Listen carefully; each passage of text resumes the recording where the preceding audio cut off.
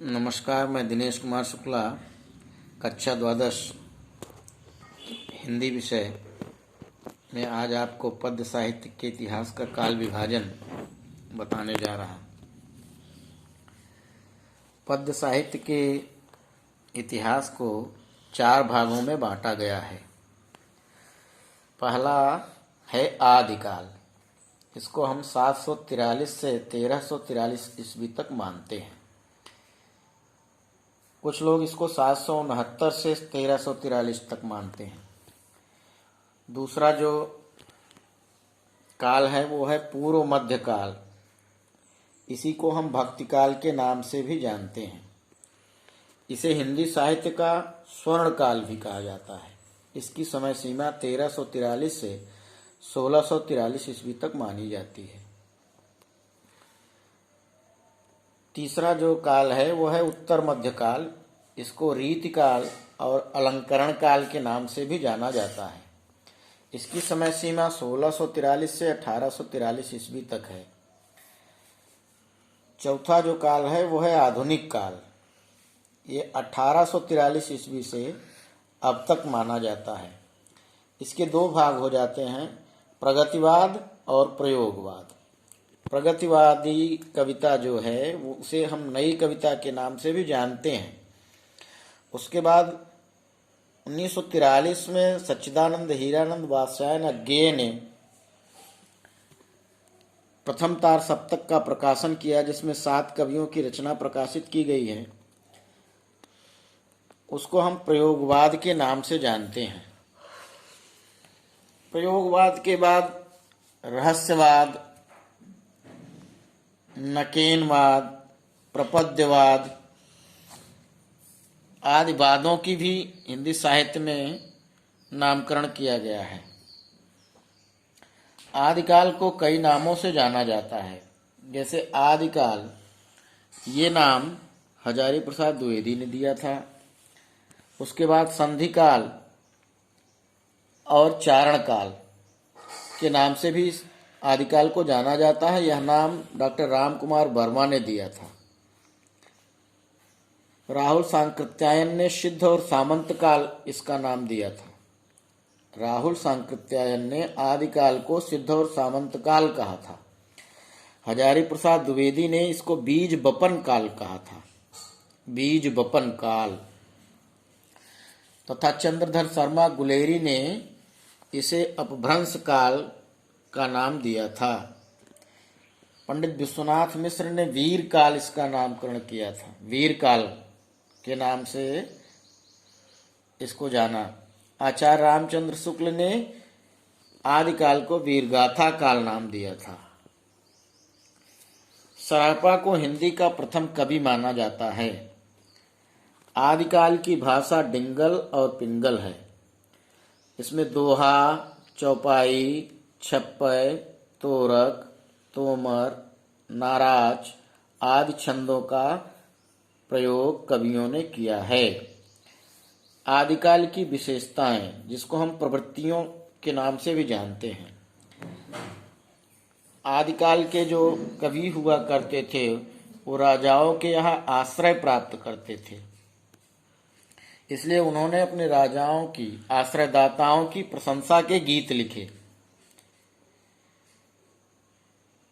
इसमें इसकी जो पहली विशेषता है रासो ग्रंथ की रचना। दूसरी विशेषता है वीर एवं श्रृंगार रस की प्रधानता। तीसरी विशेषता है आश्रयदाताओं की प्रशंसा। ऐतिहासिक वृत्तों में कल्पना का प्राचुर्य। प्रबंध एवं मुक्तक दोनों प्रकार की रचनाओं का प्रयोग। इसके अतिरिक्त युद्धों का सजीव वर्णन, ये आदिकाल की प्रमुख विशेषताएं हैं। आदिकाल के प्रमुख कवि जो होंगे और उनकी रचनाएं वो इस प्रकार हैं। ये नरपति नाल, इनकी रचना है बीशल देव रासो। दलपति विजय, इनकी रचना है खुमान रासो। चंदबरदाई, इनकी रचना है पृथ्वीराज रासो। सारंगधर, इनकी रचना है हम्मीर रासो। नल सिंह, इनकी रचना है विजयपाल रासो। जगनिक कवि हुए हैं, इनकी रचना है परमाल रासो, जिसको हम आल्हखंड के नाम से, आल्हा खंड के नाम से भी जानते हैं। अगले कवि हैं केदार भट्ट, इनकी रचना है जयचंद्र प्रकाश।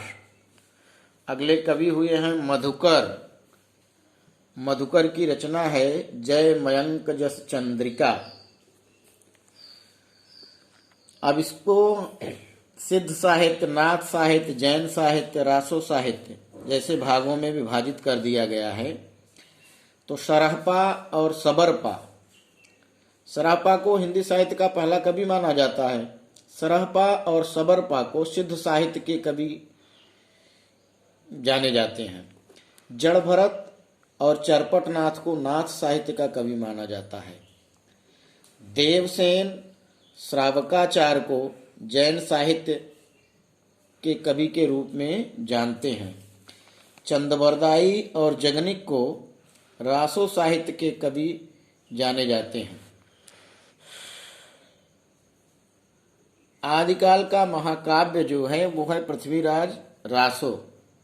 पृथ्वीराज रासो को आदिकाल का महाकाव्य माना जाता है। इसमें कुल 68 सर्ग हैं। ये राजस्थानी मिश्रित ब्रजभाषा में लिखा गया। इसमें कुल 68 प्रकार के छंदों का प्रयोग भी हुआ है। इसके अतिरिक्त विद्यापति को भी आदिकाल के कवियों में जोड़ लिया गया है।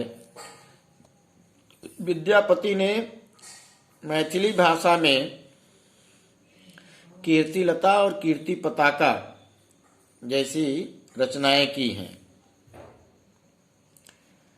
वीरगाथा काल का वर्णन डिंगल एवं पिंगल शैली में हुआ है। डिंगल शैली में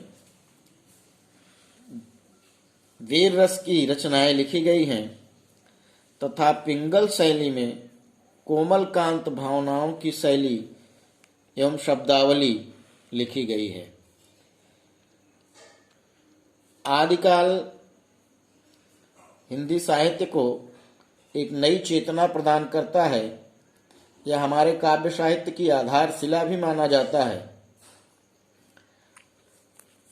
आदिकाल के कवियों ने रासो काव्य परंपरा को प्रवर्तित किया, जिसे हम रासो काव्य परंपरा के नाम से भी जानते हैं। धन्यवाद। अगली कक्षा में हम आपको पूर्व मध्यकाल या भक्तिकाल या हिंदी साहित्य का स्वर्णकाल के बारे में जानकारी देंगे।